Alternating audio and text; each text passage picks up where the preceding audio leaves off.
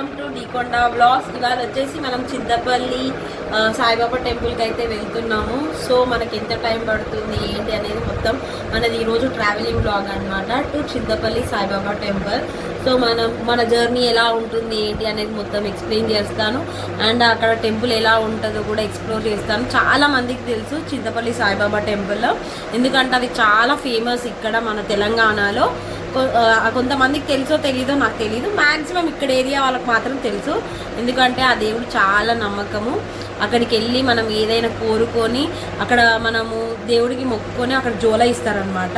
ఆ జోల గురించి నేను మొత్తం కూడా తీరిగ్గా తర్వాతకి ఎక్స్ప్లెయిన్ చేస్తాను, వీడియో ఎండింగ్లో ఎక్స్ప్లెయిన్ చేస్తాను మీకు. సరే అండి, ఇంకా మనం అయితే స్టార్ట్ అయిపోదాం. ఆల్రెడీ లేట్ అయిపోయింది, 11 అవుతుంది. సో సండే కదా, సండే టిఫిన్స్ అవన్నీ చేసుకొని వెళ్ళేసరికి లేట్ అవుతుంది. ఆల్రెడీ 11 అయిపోతుంది. వెళ్దాం పదండి, ఓకేనా. మా ఇంటి దగ్గర నుంచి చింతపల్లికి మాత్రం 65 కిలోమీటర్స్ వస్తుందండి.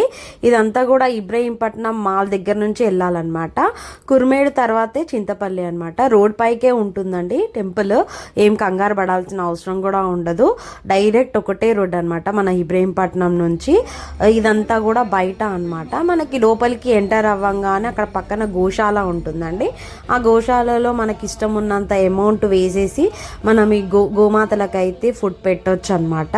అది ఇక్కడ కమర్షియల్ ఉండదండి, నాన్ కమర్షియల్. అది మన ఇష్టం, మనం ఎంత ఇవ్వాలి అనుకుంటున్నామో అంత ఇవ్వచ్చు.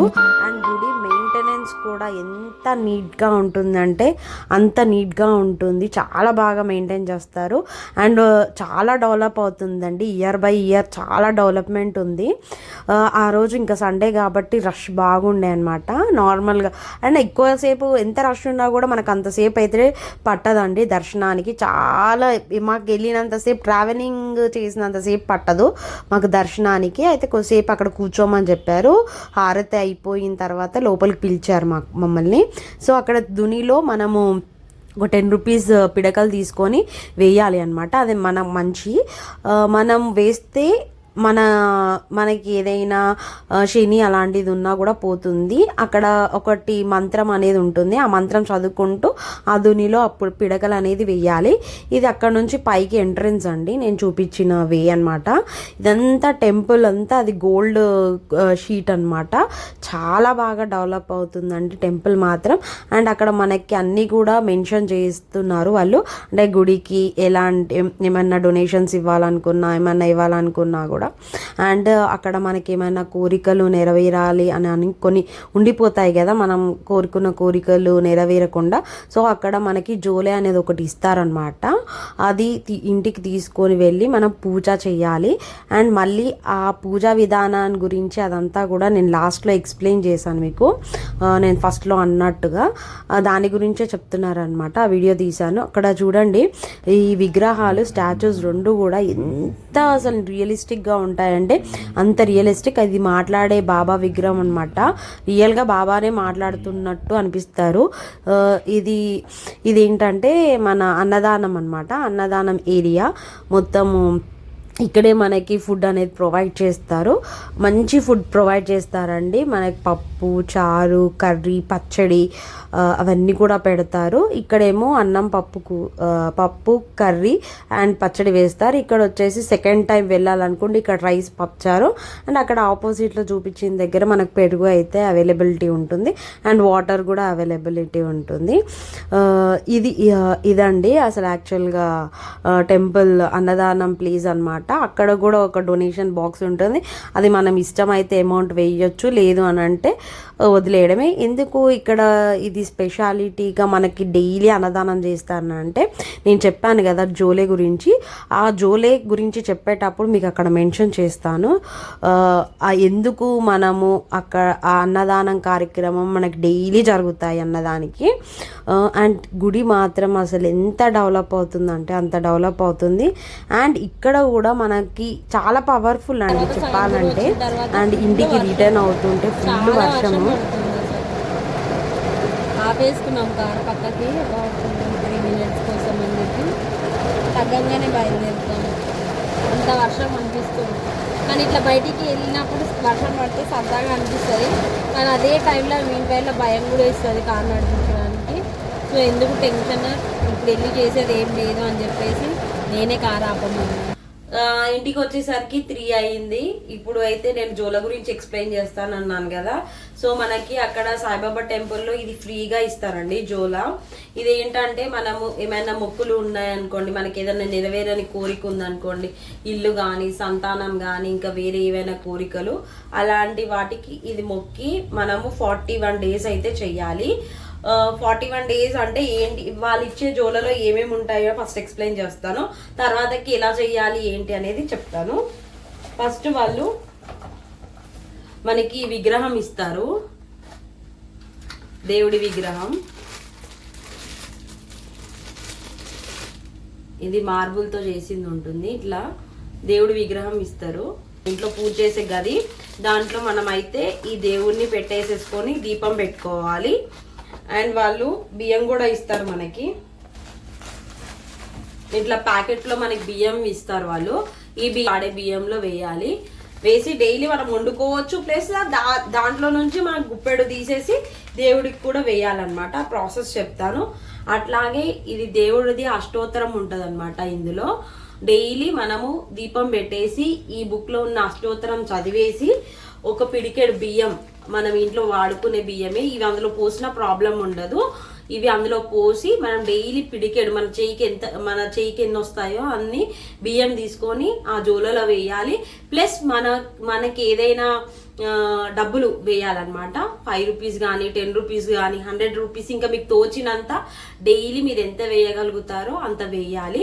ఒక ఫిక్స్డ్ అమౌంట్ అంటూ పెట్టుకోండి. ఎందుకంటే మనం ఏవైతే బియ్యము ప్లస్ డబ్బులు ఇస్తామో అక్కడ డైలీ అన్నదాన కార్యక్రమం చేస్తారు కాబట్టి మన అమౌంట్ వాళ్ళ అన్నదానానికే యూజ్ చేస్తారు కాబట్టి ఆ పుణ్యం కూడా మనకు వస్తుంది.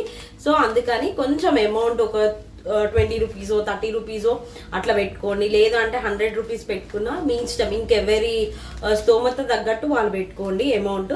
ఎందుకంటే వాళ్ళైతే సొంతంగా వాళ్ళ పర్పస్కి అయితే యూజ్ చేయరు. అండ్ గుడిలో ఎవరైతే భక్తులు వెళ్తారో వాళ్ళకి అన్నదానంకి ఉపయోగిస్తారనమాట. ఇప్పుడు చెప్పాను కదా, ఈ విగ్రహాన్ని పెట్టేసుకొని మనము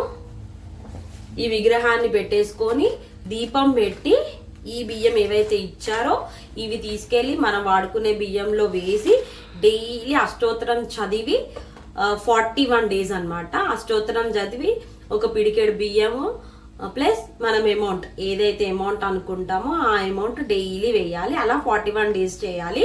అండ్ దీనికి నియమనిష్టలు అంటూ ఏమీ ఉండవు. జస్ట్ లేడీస్ అయితే మనం 5 days పూజ చేయం కదా, ఆ డేస్ మాత్రమే చేయకూడదు. మిగతా డేస్ అన్నీ కూడా చేసుకోవచ్చు. అండ్ ఇంటి వాళ్ళు ఎవరైనా, మన పాలోలు చనిపోయినా మన పాలోలు చనిపోతారు కదా ఓన్లీ మనకి, అండ్ పాలోలు ఎవరైతే చనిపోతారో అప్పుడు మాత్రమే చేయొద్దు. మిగతా అన్ని డేస్కి చేసుకోవచ్చు.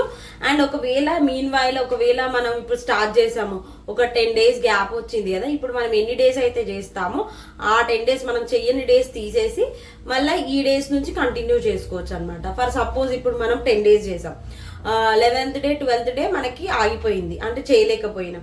సో మళ్ళీ ఆ 2 days దాంట్లో నుంచి మైనస్ చేసి మళ్ళీ 11th day 12th day అట్లా కంటిన్యూ చేసుకోవచ్చు అనమాట. సో ఇదైతే చేసుకోండి. మాకైతే కొంచెం మంచిగానే అనిపించింది కాబట్టి మేము 2 times చేసాము. మాకైతే రిజల్ట్ బాగానే వచ్చింది. కొంచెం అప్పుడు ఇల్లు ప్రాబ్లమ్స్ ఉన్నప్పుడు నేను మొక్కుకున్నా, అది బాగానే ఉంది. కొన్ని నెరవేరినాయి, కొన్ని అయితే నెరవేరలేదు. సో అది ఒక్కోసారి మన తలరాతల్లో కూడా ఉంటుంది కాదు, ఏదో మనకు నమ్మకం కొద్ది కొన్ని పనులు నాకు అయ్యాయి కాబట్టి నాకైతే నమ్మకం, నేనైతే చేస్తాను. అలానే 100% ప్రతి ఒక్కటి అవుతుందని అయితే నేను చెప్పలేను. ఎందుకంటే నావి కొన్ని నేను ఏవైతే మొక్కానో అవి ఒక 2-3 అయితే జరగలేదు. బట్ మళ్ళీ చేద్దాము అన్న ఇంటెన్షన్తో అయితే మేము జోలా తెచ్చుకున్నాము ఈసారి. సో చూడాలి ఆ దేవుడు ఏం కనికరిస్తాడో చూడాలి ఈసారి.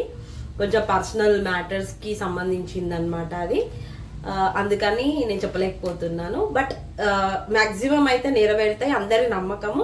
కొన్ని మనం చేసిన కర్మఫలాల్ని బట్టి కూడా మనకి నెరవేరకపోవడం అనేది ఉంటుంది. మనం పాత జన్మలో చేసినవన్నీ కూడా ఈ జన్మలో కూడా మనకు ఉంటాయి కాబట్టి కొన్ని అయితే జరగకపోవచ్చు, అది మన డెస్టినేషన్, ఇంకా దానికి ఏం చేయలేము. బట్ నమ్మకం ఉంచుకొని చేసుకోవాలి, అవి ఏ రోజుకైనా అవుతాయని అనుకోవాలి. అంతే అండి, ఇదే అండి జోల గురించి. 41 days అయితే చెయ్యాలి మ్యాక్సిమం. అవుతాయి. ఇంకా అవ్వకపోతే ఇంకా అది మనం చెప్తున్నాను కదా, అది మన పూర్వజన్మ ఫలమే, అంతకన్నా ఏమీ లేదు. సో అందరు కూడా ఈ చింతపల్లి బాబా టెంపుల్కి నేనైతే ఏదైతే చేశానో మాకైతే నమ్మకం అండి. అక్కడ వీడియో మొత్తం ఆ టెంపుల్ చాలా బాగుంటుంది అండ్ అస్సలు కమర్షియల్ ఉండదు. ఎక్కడ కూడా డబ్బులు అనేది అడగరు. అంటే నార్మల్గా చెప్తారు మీకు ఇష్టం ఉంటే ఇవ్వండి, లేదు అంటే వద్దు అని చెప్పి. అవి కూడా 500 600 అట్లా కాదు, జస్ట్ పిడికల దగ్గర ఒక 20 రూపీస్. గోమాతలకి మనము ఒక 100 రూపీస్ ఇస్తే ఒక 1 మంత్ మొత్తము అట్లా పెట్టడము అలా చేస్తారు. అవే ఉంటాయండి. అంటే వాళ్ళు కమర్షియల్గా అయితే ఏమీ అమౌంట్స్ అడగరు, జస్ట్ దేవునికి సంబంధించిన వాటికే అడుగుతారు. అది కూడా మన ఇష్టం ఉంటే ఇవ్వచ్చు, లేదు అంటే లేదనమాట. సో ఇది చింతపల్లి టెంపుల్ గురించి మాకైతే చాలా బాగా అనిపిస్తుంది కాబట్టి నేను ఇంత ఎక్స్ప్లెయిన్ చేస్తున్నాను. ఓకే అండి, ఒకవేళ నా ఈ వీడియో నచ్చినట్టయితే please do like, share and subscribe to my channel Deekonda vlogs. Thanks for watching.